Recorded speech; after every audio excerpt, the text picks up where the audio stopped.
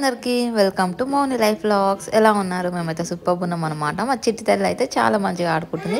So మనమైతే ఇంకో రెసిపీతోనైతే వచ్చేసిన అనమాట.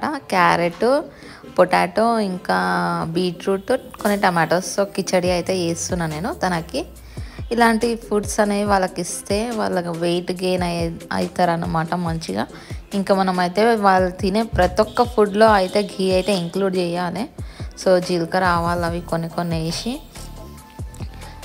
కొన్ని పొటాటో అంటే ఆలుగడ్డ, క్యారెట్, ఇంకా బీట్రూట్, ఇంకా టమాటోస్ అయితే ఇవి మంచిగా ఫ్రై అయినాక టమాటోస్ అయితే తర్వాత వేయండి.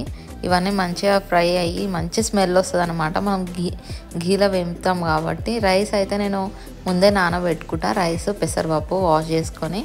సో ఇవన్నీ ఫ్రై అయినాక టమాటోస్ గిట్ట యాడ్ చేసుకొని కొంచెం సాల్ట్, కొంచెం ఉప్పు, ధనియాల పొడి, జీలకర్ర పొడి అండ్ కొంచెం పసుపు అయితే యాడ్ చేస్తాను అన్నమాట నేను.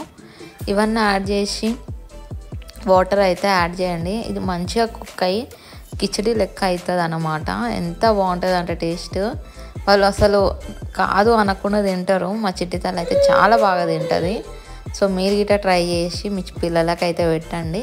చాలా బాగుంటుంది రెసిపీ గిట్ట. మీరు ఎప్పుడైనా ట్రై చేయకపోతే ట్రై చేయండి. చూడండి మా చిట్టి తల్లి ఎంత మంచిగా తింటుందో.